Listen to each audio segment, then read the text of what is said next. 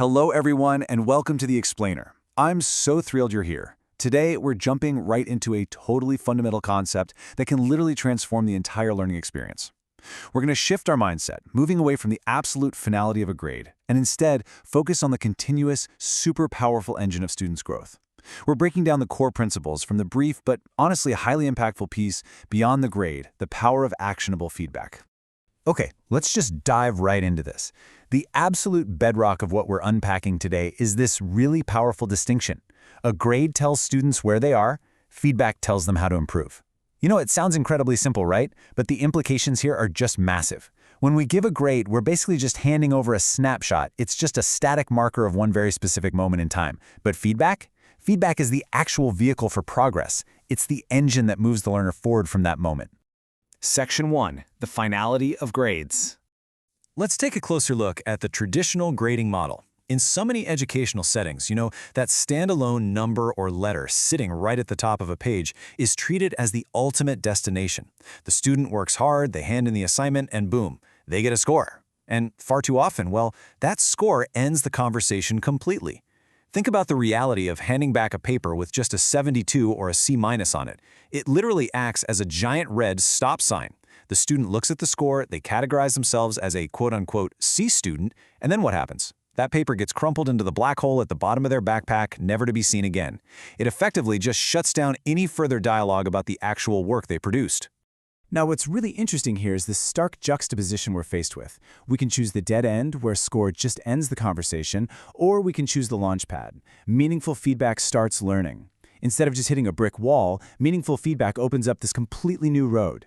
It takes that exact same piece of work and turns it from a finished, judged product into a springboard for the next stage of understanding. Actually, it's kind of like the difference between a period and a comma at the end of a sentence.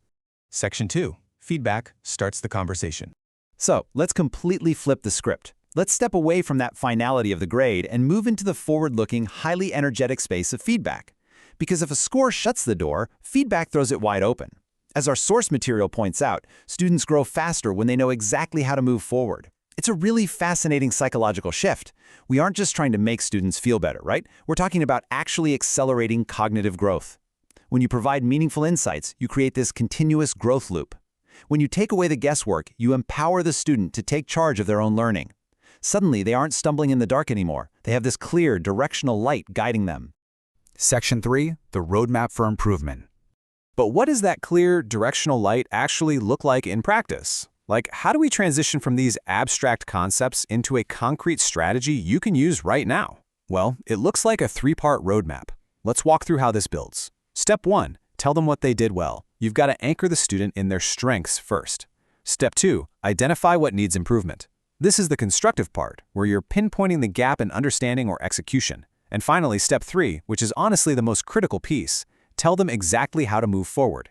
For instance, instead of just scribbling poor thesis statement on a paper, actionable feedback says, hey, your intro is incredibly engaging, that's Step 1, but your thesis lacks a specific argument, that's Step 2.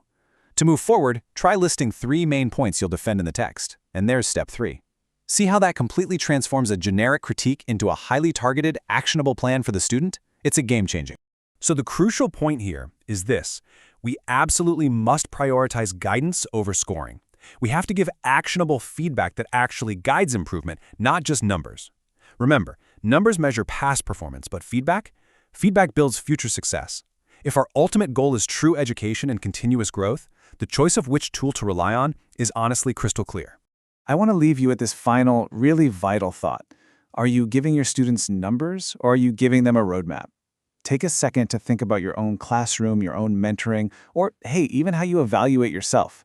Are you stopping at the destination, or are you charting the course for the next journey? Thank you so much for joining me for this explainer. Keep learning, keep growing, and definitely start giving those roadmaps.